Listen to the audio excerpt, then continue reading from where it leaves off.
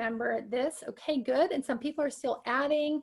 So do weigh in on the chat, folks, where you're from. I'm here in Bend, Oregon. Susan's in Evansville, Indiana. And what a treat for you to join me, Susan, and for everybody to tune in. This is the Know Better, Do Better Hour.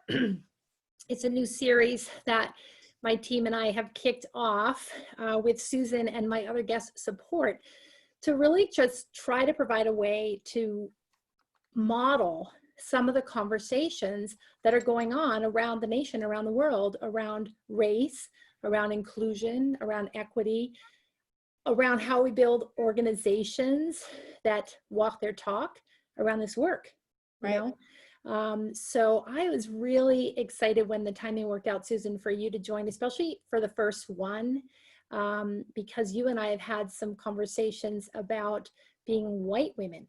Yep. Being white women. So tell me, I would love to know, and our listeners might want to know while we're still admitting, what on earth possessed you to say yes to me for my request? Well, I think you put up a great quote from Brene Brown today that was like, daring leaders basically don't shy away from important conversations, difficult conversations. And I've really challenged myself. There's so much for me to learn, and I just want to definitely say, like, I am, Mo is the expert in this conversation, but I definitely am someone who values diversity, who wants to have an anti-racist company, and when the civil rights movement came to a peak in the past couple of weeks, I really have challenged myself to read as much as I can read, to learn as much as I can learn, to talk to as many people as I can talk to. And the thing that I've become really clear on is that we're all going to make big mistakes while we navigate this, and that's okay, and just leaning into that. So that's why I said yes, because I had to put my white fragility aside and any ego concerns that I might not sound as woke as I want to, and just be messy and hopefully help some people. Thank you so much. I love that. And we were talking, I was on a session this morning, actually. There was an inclusion session with a client. It was through my partner firm, which some of you know about and you've heard me speak about. And we were talking about white fragility, and in particular, the paradox of it's not my fault and I am responsible. And I think I've been thinking about that one a lot in terms of my own whiteness. And, you know, the reference for me is like, it's not my fault that we have the systems of oppression that we built. I didn't personally build them. But it is my responsibility to show up and figure out what's my part about dismantling them, you know? And what does that look like for me? And I feel like as white women right now, you know, we're seeing this uptick of white women's consciousness and awareness, and also, as you mentioned, fragility and difficulty with figuring out what's our lane, and how do we navigate it without overly reactive, without doing harm, while still managing the optics, which are important, you know, to us as well. Let me just say that some people are still joining. I'm putting you in, I'm welcoming you. Thank you for coming. And I'm turning off your video, and it's not because I don't want to see you. While you welcome some people, I need to like stop a loud noise happening in my front yard. Great. I need to tell the lawnmower guy to stop it. So go for it. Go for it. Thank you. So people are still coming in, and we have you on, we have your audio on. I don't want you to take it personally that we have your video off, but we're wanting to really engage with each other in the Know Better, Do Better Hour. I really want to engage my guests who have volunteered to take their time to engage with us. And today it's Susan Hyatt. So, so thank you for keeping your video off. It helps us reduce the distraction. And if you don't want to see all the titles, I recommend that you go to the top of your screen, click speaker view, and that way you'll see Susan and I as we engage with each each other. And do feel free to weigh in on the chat, where you're from, questions that you have for us, things you might want to see us talking about. So Susan, here's a question for you, because I've been thinking about this a lot, especially today because of the conversation I had. When did you first become aware that whiteness was part of your feminine identity? I mean, honestly, probably 2 years ago. It is because it's so fascinating and sad that when we talk about race, we're talking about everyone else, right? Like, it's like we're not, because whiteness is so centered that when there are race discussions, it's like, well, of course we're talking about someone else. So to actually look at like, oh, right, I am white, and whiteness has some things to work on. And that was news to me. That was news to me. And as a liberal progressive, for those of you who are watching that consider yourselves with it and woke and caring about humanity, guess what? You know, we all have to look at how we are, what Mo was saying, like, we didn't create these systems and these structures, but we can't just rely on the fact that, well, we're good, caring people, therefore we don't have to look at our whiteness. And that was news to me. Yeah, no, I so appreciate that. Like, thank you for saying that. I joke sometimes when I'm doing inclusion trainings with people in workshops, because I'll say, oh, I first discovered I was white when I was 24. And people laugh, you know, but I mean, I really mean that, because as a white person who grew up mostly around white people, one of the ways that my privilege has shown up in my life is that the water I'm swimming in doesn't require me to think about my race. Right. You know, it's a privilege. Right. I get to be present and be white because I'm usually the majority. Right. Right. I'm usually an insider in most arenas that I'm navigating. And so to be looking at my whiteness and saying, oh, wait a second. Yes, I'm white. I mean, duh, like, we can look at our skin. We're both super white, right? Right. But what does that mean? Like, then it becomes a whole different layer. And I think I'm really struck with right now, as people, as women especially, are starting to actually tune in to their whiteness, not othering on Blackness or other BIPOC identities, and then saying, okay, what does that mean? What does it mean that I'm white? You know, and so I'm curious, like right now, as you sit on this journey, which I know you've been really fast tracking in your own role as a leader, what is it meaning to you to be white, to be a white woman right now? I think what it means is, for me, it's grieving. There's a lot of grief that what you were saying before is something I've heard so much of in my life. Well, it's not my fault. I wasn't there. I didn't do it. But it's really grieving being complicit. It's grieving not caring enough to really look. I was talking, for example, to my trainer who's white this morning, and he was talking about he found an old, from the 80s, Phil Donahue interview with Louis Farrakhan, and it was a longer interview that was edited down to maybe 4 or 5 minutes, and he was like, everything that he was saying in that interview was what we are talking about right now. And the people in the audience were shocked. And he's like, not unlike what we're seeing online right now. And so for me, it's owning my own role in being complicit. It's grieving our history that we were taught that wasn't accurate, and it's also recognizing the responsibility that I have for my family and my children, and my clients and my community, that I won't rest well unless I know that I'm doing what is possible for me to do to help heal what needs to be healed within myself and others. Yeah. Yeah, I love that. And I sometimes think about this idea that privilege isn't only what I get that I didn't earn, right? I just got it. I was just born white, but also it's what I don't have to deal with. Right. Like that's something I've been thinking about in terms of my own whiteness. It's like, what is it I don't have to deal with? And I love that you said grief, Susan. Thank you for that, because I've been feeling a lot of grief, and I've been doing work in inclusion and diversity for nearly 30 years. So it's interesting to me that the layers of insight are still continuing. Like I expect I'll be on this journey until the day I leave this great earth. But one of my griefs right now is what I wasn't taught.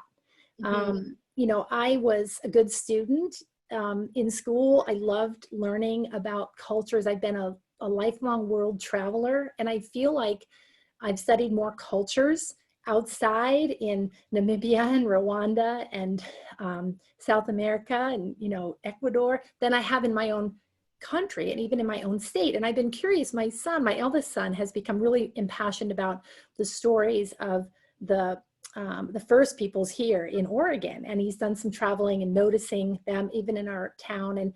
And we've been talking a lot about history, and I've been feeling this grief about what I was taught, like including what I was taught about how the maps, like where was the center of the earth, and how did discovery happen in our country, and even recent history here in my state around laws, redlining laws that limited property ownership for people that were Black.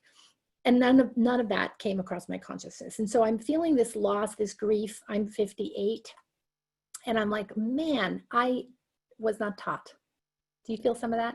I definitely feel some of that. I keep in my research, and thankful to people in my social media feeds who keep sharing things they're learning, because somebody will post something like you mentioned the maps.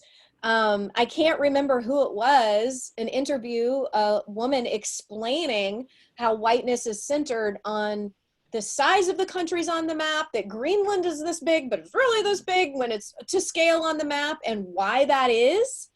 And mind blown, like absolutely mind blown at what we were taught that were straight up lies or misrepresented or omitted from what we were taught. And I feel like I want to know. Yeah. So yeah, learning what we didn't know, and then also owning like the times that someone tried to tell me and I looked away, like, oh, like discounting a person of color's experience, or, oh, it couldn't be that bad, or that's not true, that doesn't happen today. Like years ago, like remembering instances where, there was one Black girl in my private Catholic elementary school, and the stories that she had about how she was treated and how we discounted her experience when we were kids. Wow, you And can remember that. I can remember, I grew up in the South, and I can remember people openly using the N-word, and her parents calling the school and saying like, this is unacceptable, and word getting around that she told her parents people were using the N-word, and how, like, how dare she, what a snitch, blah, blah, blah, blah, blah. And people bullying her because her parents should have called, like so much more should have happened. But I'm remembering lots of examples where I'm just like, wow, I did that, or I said that, or I looked away, and now I'm not looking away. And so what can I do?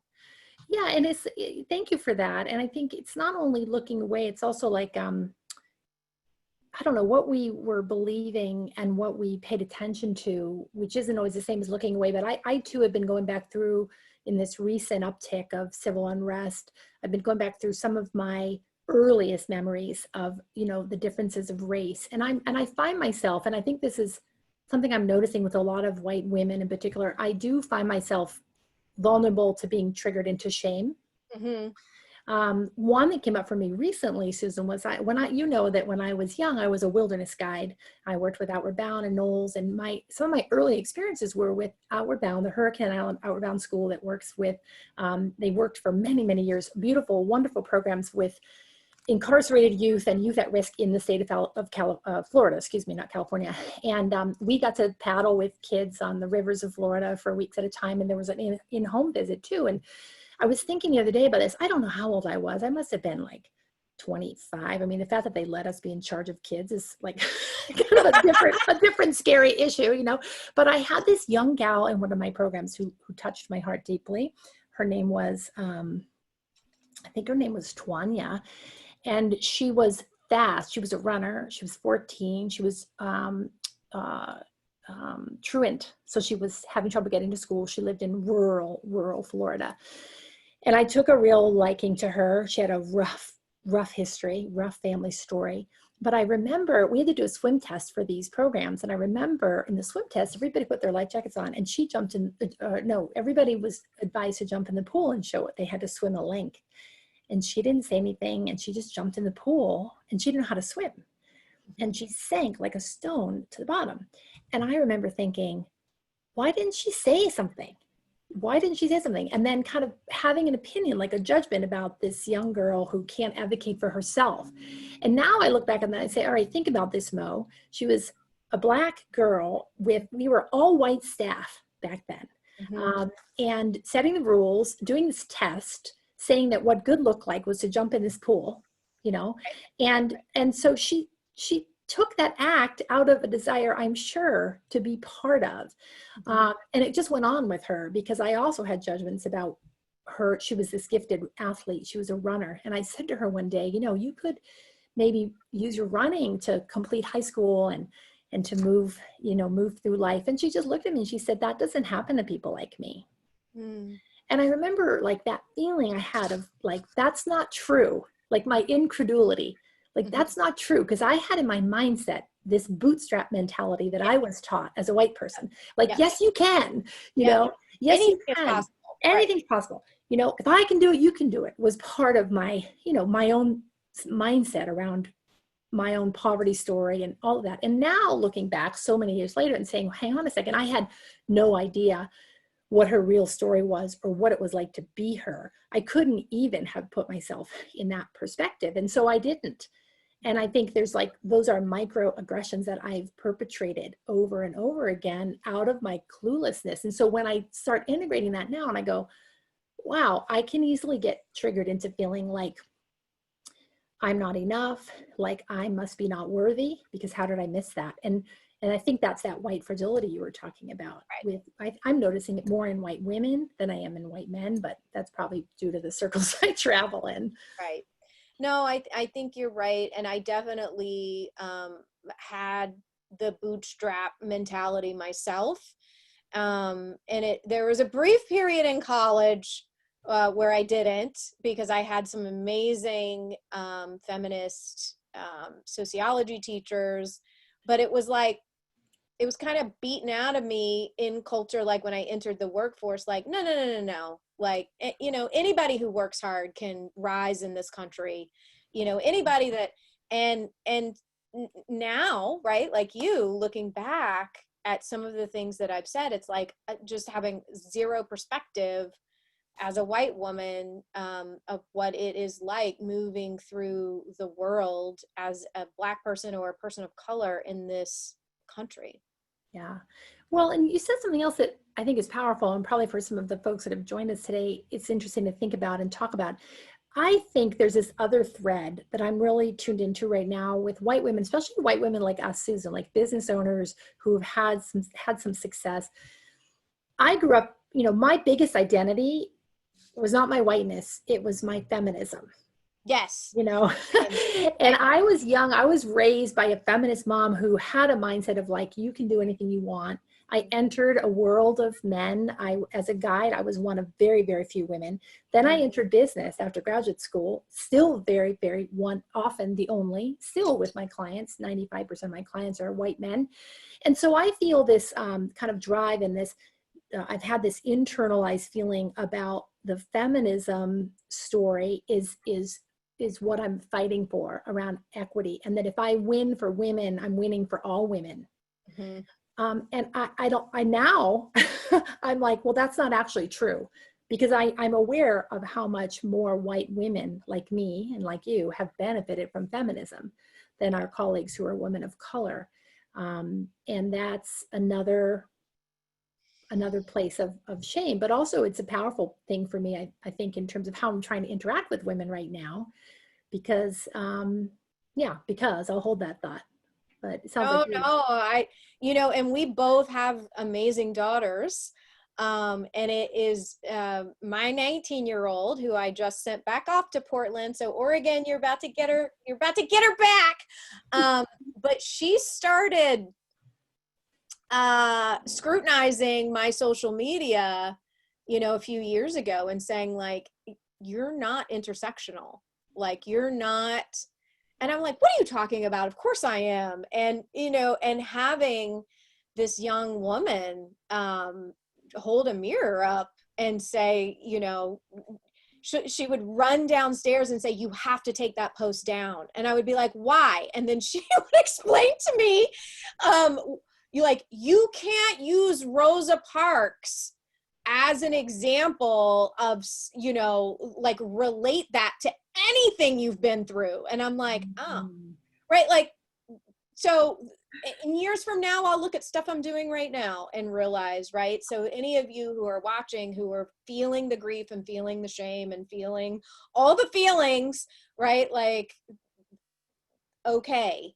And we have work to do. Like, if we can, like you were saying, Mo, we've had success in business. Think about all the hard things you've done in your lives, figuring out how to become anti-racist. We have the skills to do that, despite our whiteness and our programming. We've created businesses out of thin air. We can certainly learn how to be inclusive and anti-racist. Absolutely. Hell yes. Mm-hmm. Hell yes, I agree. And in order to do so, we got to feel some hard feels, and we got to deal with some tough stuff.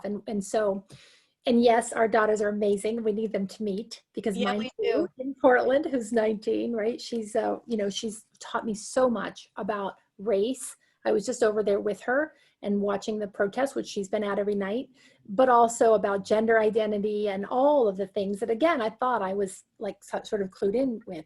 But, one of the things I'm curious about your perspective on, Susan, is that this is, I think, one of the rubs for white women, especially white women in business and in senior roles. Many of us have assimilated to the insider culture. Mm-hmm. So when we think about the roots of white male culture coming down from Northern Europe, and this is not my model, this is many other people's model, it has some key characteristics, rugged individualism and independent thought and action, logic over emotion, time is linear. And I think as white women, I can really tap into my own assimilation, like my own doing a white guy, like doing that culture. And then having it play differently for me than it does for white men, but still being aware that when I'm in the realms of particularly the power structures of companies and of organizations, clients that I work with, they are still largely built on the white male culture influence and those box seat holder status pieces that I still sometimes feel like an outsider to, even though I am actually an insider in some cases. So I'm trying to think through a lot and work on how do I now start thinking of myself actually as an insider in the dimension of my whiteness, and unassimilate to white male culture in the ways that don't serve me anymore. Right. No, I think that's a wonderful thing to be thinking about. And I think about that as well. We were having a family discussion last night about healthcare and socialism and capitalism, which is what Cora wants to talk about every day. I love her for it. And my dear husband has come such a long way, but it's so interesting to watch the debating happen. I'm eating my spaghetti like, oh, you know, can we just have one meal without this being the topic of conversation? But the answer to that is no. And she was saying like, Dad, like, you're not wrong, but your problem here is that you're approaching this conversation from the perspective of being an individual in the US, whereas other countries where this is successful, they are community minded over the individual. And I think for Americans, that is so difficult, previously me included, that it's like it is so ingrained in us, like you're saying, that white European patriarchal way of thinking and being in the world. And when I started this company 13 years ago, it was somewhat a rebellious act in that, like, I'm not going to do the 9 to 5. I do believe that there's a better way to productivity, and, you know, that it's not productivity at all costs, that your life, your personal life is more important, and all those things. But I still find ways where hustle culture has its grip, and really questioning, like you said, time is linear, questioning, like, how do I become a time creator that is so different than this 40, 50, 60, 70 hour. I had a client with a 90-hour work week who ended up in the hospital. But unwinding that and recognizing that then, you know, yes, being feminine is scorned, and also being Black and being a person of color. And, you know, it's like, no, it's this way. It's this way. Yeah. It's interesting to look at and to recognize that we can change it. We can dismantle it. We can riot against that. We can, and it takes a lot of courage. Mm-hmm. You know, it's scary because it's like, I don't know, I feel sometimes like I've worked damn hard to get where I am. You know, I don't want to go backwards. And so I have to be mindful of, like, there's a piece of that culture that plays well, you know. Here's like a tiny example. I have had clients ever since I've been in business, you know, I've had clients who are trying to make their recruiting techniques more inclusive, and they know that they're all white men at the senior ranks. They want to do better. And they, you know, because I'm consulting with them often in their people and culture dimensions, they'll say, you know, Mo, what do we need to do about recruitment, et cetera? And we start talking about it, and I give them my tools and techniques and what's their stance. Have they taken a pledge? Are they aware? Or do they have numbers? Are they studying them? And so they do some of that work, and then like, all right, we studied the numbers. We still have this problem. And one of the very first responses that I get is, well, Mo, the thing is, there's just not enough talent out there in this very unique space that we have. Like the favorite one is like in technical spaces. There's not enough women in engineering. There's not enough women in AI. And I think one of my examples of assimilation is what I often do is I kind of hear that data and I say, you know, you might be right, because I don't know their highly technical space. And I'll say, you know, you might be right. Maybe there's very few women, or maybe there's very few people of color in your space. So let's explore. And I do a really light touch. Mm-hmm. And like now what I'm tuned into is that an act of, like you said, riotous, and a riotous act for me would be to say to them, hell no. There are Black people out there that have the skills that you're looking for. There are women that have those skills that you're looking for. Right. And, you know, and that's a nice story, sir. That's right. A nice story you've told yourself. How convenient for you. Right. And so you're either going to do it or you're not going to do it. And I can help you figure out how, because yeah, there's some different strategies in what you've always done. But part of the barrier is you're looking for people that are like you.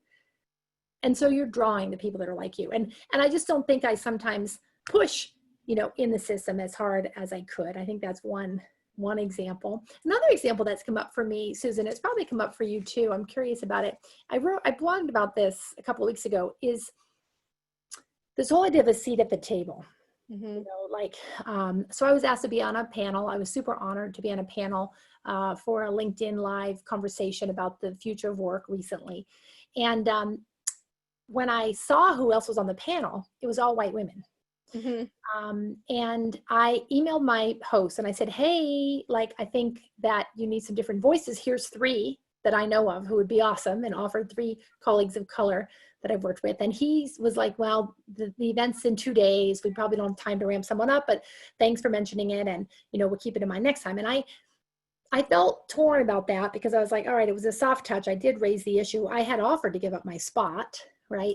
And I proceeded because it was also a great visibility opportunity for me to share my voice and my thinking. And so to me, it's like, that's another paradox. It's the end bothness of finding my voice, standing up, making sure people of color have a seat at the table, and also not becoming someone I'm not. My husband and I were talking, he's like, well, you could have said no to the panel. And I'm like, yeah, and then I would have left 2 white women and this guy to talk about. So I proceeded with it, felt a little remorse, but then I noticed that his next panel was much more diverse. Awesome. Yeah. And I sent him a note and I said, hey, good job. Thanks for bringing forward some different talent. So I think there's little acts that make a difference that we do, that don't have to cost us who we are and how we show up, that share the stage, share the story with men and women of color in particular in this case. Yeah, absolutely. And I think the thing is, and it's definite. I have become much more aware of when I get invitations, really looking at, do people of color have a seat at this table or the mic at all? Which is not something that I used to do. So that's new and good. And then also when we're looking at our own programming, making sure that, we could easily say in the life coaching personal development space, it's hugely white.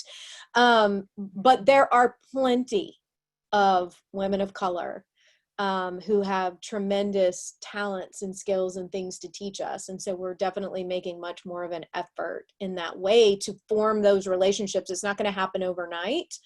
What I notice is that when I'm in a quick pinch and I need somebody, the people that come to mind are white.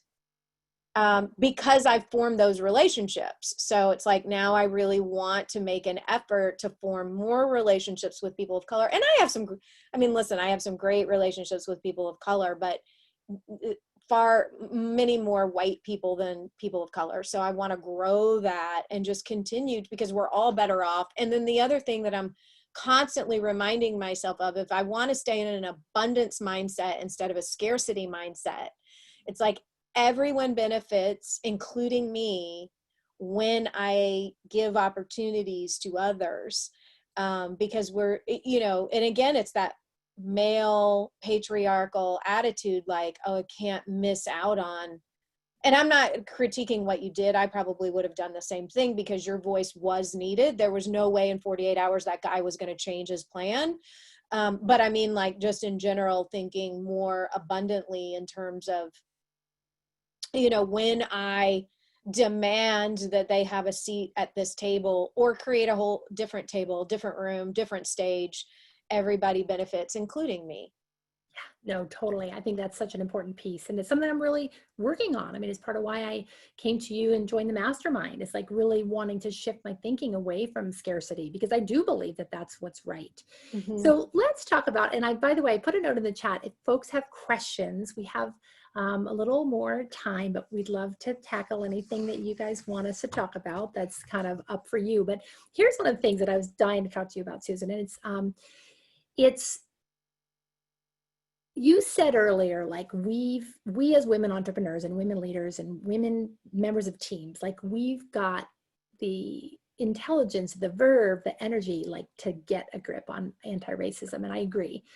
And I think it's really important for us to partner with and learn from men and women of color who can give us visibility into that which we didn't know and tell us their stories to help us really get a clue. Absolutely. I treasure my colleagues that have helped me and still do help me with that. And I'm really aware, I'm noticing, like even right now in this conversation, Susan, I have to tell you that I'm like loving talking to you because I feel that there's something really powerful when white people, and in this case, white women, talk with other white people about some of what we're struggling with, both for our own learning, to remind ourselves that we have self-efficacy, we can do this, and to not pretend, because I worry about the pretending that when we turn to and we other men and women of color to educate us, we become these empty vessels. Like, I now know nothing. I didn't know about racism. Now I do. Please tell me everything about your lived experience and your ancestors. Pour it into my head so that I can have a clue. Like, and those people are saying to me, and I'm sure they're saying to you, they're fucking tired. They're exhausted, and they're like, listen, like, we're not, you know, like we can't turn around and try to make them our mammy, right? Like, that's what we're doing. We're like, oh, here we are. We're interested. Right. We're paying attention. Give me all of your knowledge. And I do think it's like an interesting road to walk, where it's like the Black women and women of color who want to deal with us. That's great. But like, listen, y'all, your Black friends do not need you calling and texting them and being like, I am blessing you with my interest now. Please educate me and do all this labor on my behalf. And I agree with you, Mo. I think like there definitely is a role for us to play where I mean, I keep joking that I definitely see my role, my little piece in this is like circling the wagons of the white ladies, like, come on, white ladies, we got to get together and we got to learn some stuff. But it's not the job of people of color to do that for us.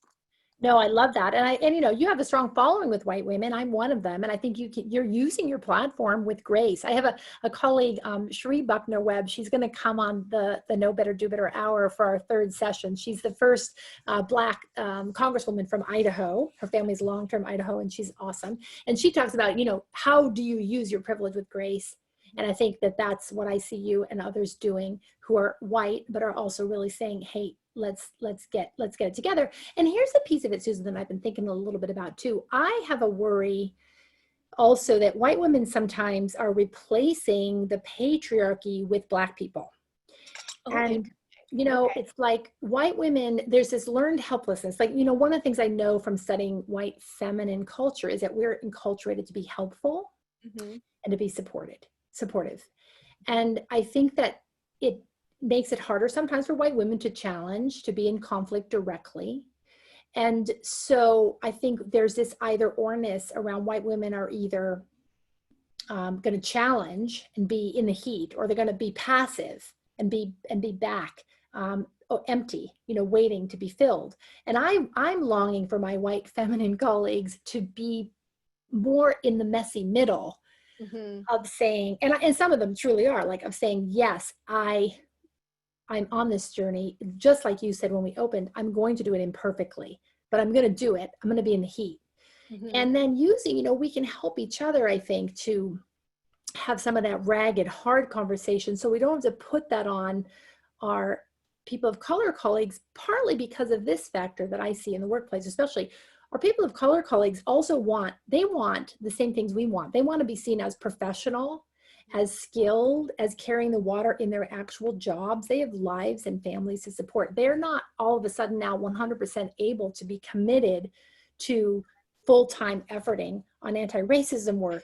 Right. Like all my Black friends are like, hey, like we do other things. We're like on the slip and slide with our kids. We're going to the grocery store. Like all of a sudden we're not just all anti-racist experts. Well, totally. And if I were to say to you, like, Susan, you know, if I would, like Cora does for you, if I said to you, Susan, I noticed something on your feed that troubled me.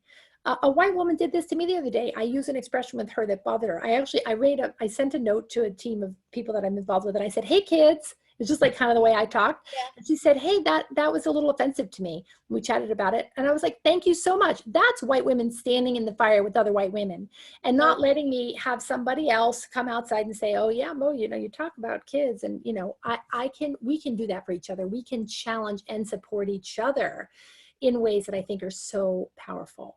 absolutely. Absolutely. And like you said, I mean, I had somebody actually just yesterday. I have an amazing woman who manages my social media, and she reshared a quote from Sonia Renee Taylor from her book, The Body Is Not an Apology, which I know that quote well. It's one of my favorite ones. But when she shared it, Sonia's attribution got cut off. And so one of my colleagues sent me a voice message, and she was like, hey, I just want to let you know, like, Sonia Renee Taylor's quotes being used without attribution. And like, I thought you would want to know. And I was like, I absolutely, thank you.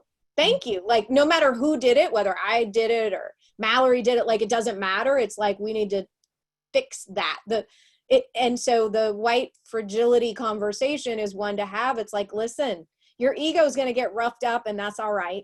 Yes, totally. And you know what else? I love that example. And Brene Brown did that recently too, where a coach that was attributed to her and it wasn't hers. And she posted it about it. I've seen people using the quote. I'm posting it about it as part of her network saying, hey, this is not Brene who said this. It's a woman of color. And here's the layer that I think is powerful for women like us who identify as white to say and to remember is that for many people of color, that doesn't just happen once. The first time we saw it, it didn't just happen to Sonia. It didn't, and the client that Brene was quoted, attributed to, it happens over and over and over again.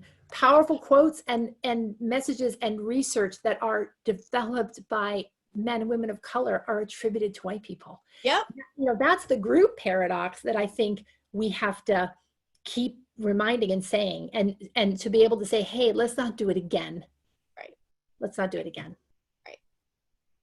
And I, yeah, 100% agree with what you just said. It's like that on my little Instagram feed, that's like just a small indicator of the bigger, for years and years and years written out of history, not given attribution for centuries. Right. Well, and you said something, I like something you said earlier about how, you treasure and you have, people of color in your network that you're connected to. And I think one of the other dynamics that I'm noticing in myself as a white woman is, I think it's important that we not, Brene Brown uses this expression, fast tracking for connection. And it's something I'm seeing a lot of white women do with men and women of color, where they're trying to fast track connection with men and women of color, where they actually haven't had connection. Like they'll ask in an intimate way, how are you doing amidst all the racial tension? And I'm noticing some of my Black colleagues being like, you don't know me. We didn't have a conversation about this before. I'm not your best friend because you've become more aware of anti-racism. And I think that's another place that we as white people can help each other is to answer some of that stuff, because those relationships trust forms over time. And if you don't have enough people of color in your network, awesome, get some, but it's going to take a while before they become your intimates. Right. I think that's such a great point. And it's also, it also speaks to our white sense of entitlement that they would want to have of course, like it's this assumption that because I'm reaching out to you, you're going to love it. Right. Right. And you're going to respond and be vulnerable. Right. Well, so here's the other thing. And somebody just asked a question, actually, this is interesting around like, what questions can we ask ourselves to see where we are? Like, I was having a glass of wine with a colleague of mine, who's a friend, Anissa Bohannon, who has been a very outspoken person on race in our town. I invited Anissa to speak on our TEDx Bend stage about being Black in Bend, and she gave an awesome talk if anybody wants to see it. But she and I were having a glass of wine. We're checking in on how this all is going for her. And I started the conversation with, actually telling her how I'm doing. I've had some challenges within my family structure. Business has been hard hit by COVID. And, that's me being vulnerable. And she was also vulnerable, telling me some of her story. And that's how the connection creates.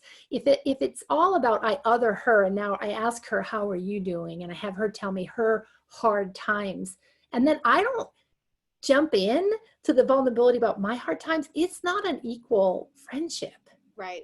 And I see white women doing that all the time. They're like, you tell me everything about how racism has hurt you, and I'm going to tell you nothing Right. about what's hurt me. And I think I think white women could do better by saying, here's where I'm totally messed up around race right now, and I'm feeling lost, and it sucks because I'm not usually lost. If they could say that, I think it'd be much easier for people of color to be like, thank you for being honest. I Right. feel you. Right. No, I think you're right. Authenticity and vulnerability is key. And I think that it is interesting to think about, like, how are we othering by, it's almost like this demand that there be a relationship. It's interesting. Well, it is. And I'm curious, you strike me as someone who, I mean, it's one of the things I love about you is like so in full transparency to the people on this call, Susan Hyatt is my coach. I am in her mastermind group, and I treasure what you've done for me and how you've helped me change my life. But I don't ever experience you, Susan, as like being overly helpful to me. Oh. Like, I don't, you know what I mean? Like, I don't feel coddled by you. Oh, right. No. Right. You're giving me a can of whoop ass. Yeah. A lot of the time you're like, well, so I don't know, like, what the hell are you gonna do about that? And I think that one of the problems with white women is we get into being helpful. Oh, right. Don't you Right. think? Yeah, I do. And I think, like, there are different kinds of coaches in the world. And I definitely am one, and I'm this way as a parent as well. If there's a problem, I'm not your savior. Mhm. I'm more like, I want to help you figure out what you can do, like access your own power. And I do think people pleasing, being overly helpful, all that kind of stuff is ingrained in especially white women. And I've had to unlearn a lot of that. And as a new coach, I had my own coach. Um, and I remember I was a little stumped about something, a client issue. And I was asking her opinion on, I'm like, could you just read this email exchange, and like, what would you have done? And my client was asking me something, and I replied, and then she replied. I sent it to my coach, and my coach was like, why are you doing her work for her? Was her response. And I learned that very early on, like, oh my God, I am. Like, I'm doing the research she should be doing. I'm giving her all this stuff that she's fully capable of doing.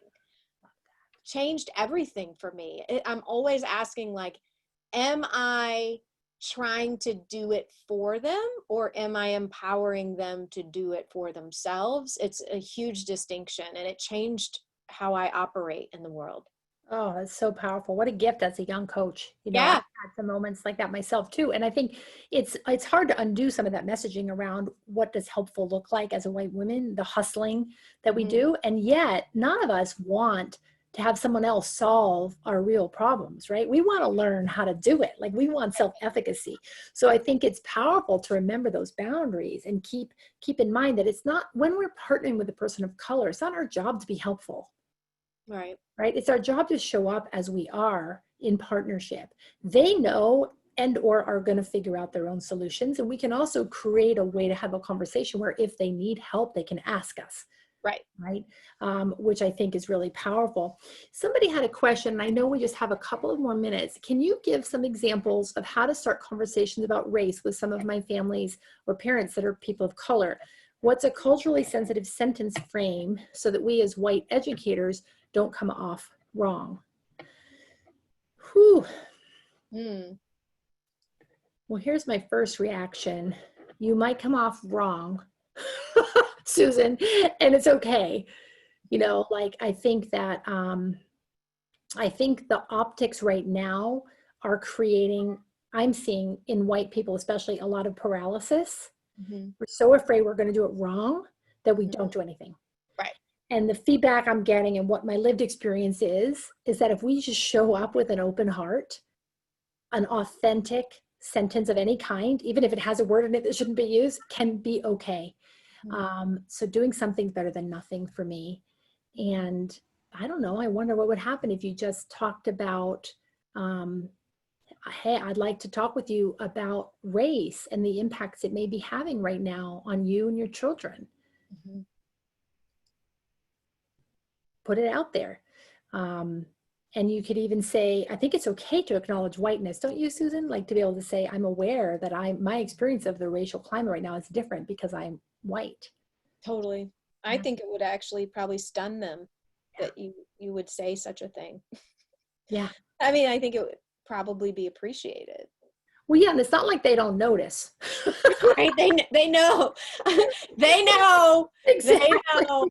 Well, that's the thing. I mean, I think privilege is so much more visible to outsiders, like started at the beginning where we didn't even notice our own whiteness.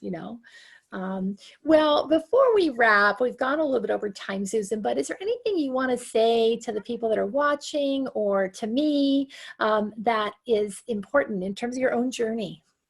Well, first of all, everybody needs to like totally give it up for Mo for creating this free series and these brilliant conversations. Like I am telling anybody who will listen that if they want to deepen their work in anti-racism and they're a white lady, hire Mo, for sure.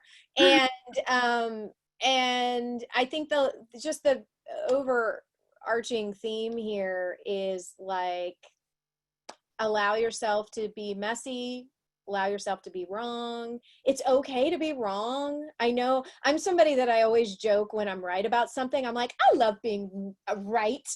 And we all love to be right, right? But like, this is not the place to try to be right.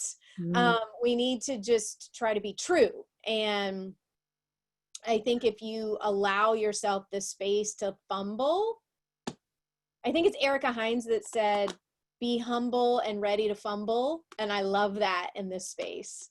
So that's really the biggest thing.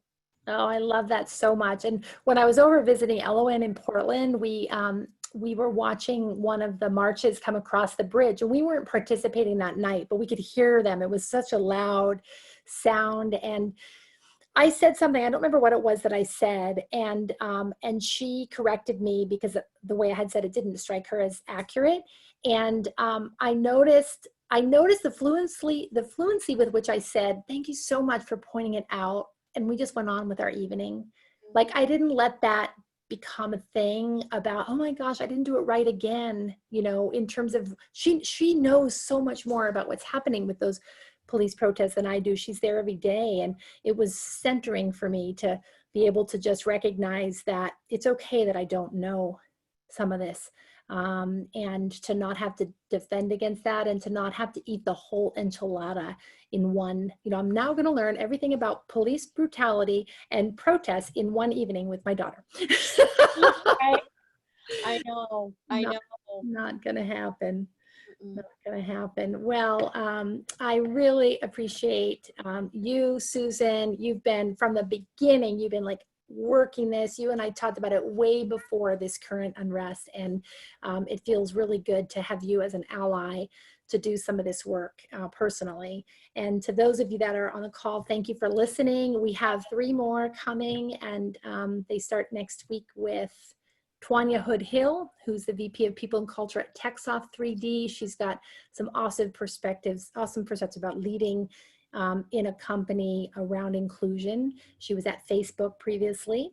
And then we'll have Sheree Buckner-Webb, who I mentioned. And then the last session will be with 2 white guys, Jim Morris, my husband, and Noah Prince, a colleague who work with White Men as Full Diversity Partners, to talk a bit about the role white men play in inclusion. And then we'll be beginning to craft and offering you a template for a 30-day plan, which is something, Susan, you and I talked about. It's like, how do we help people be in the longer game here? Right. We use the expression 12 miles in, 12 miles out. It took us 400 years to get here. So it's going to take us a while to get out. Thank you so much, Mo. It was a pleasure. Thank you. And I'll be sending you love today, Susan, since your sweet daughter went back to Portland, and I know how hard that is for us mamas. I know, I know. I have to admit, I was like happy as an empty nester to have my like empty nesterhood status restored, boy, is my heart like her suitcases and seeing her leave. I was like, oh boy, here we go again. So thank you for that. I probably will have a nice little cry later. Yeah, I feel it. I miss mine so much, and I'm hoping she comes home sometime in July, but we do miss them when they go. So I'll be thinking of you. All right. Thank you, All right. Thanks, everybody. everybody. Bye.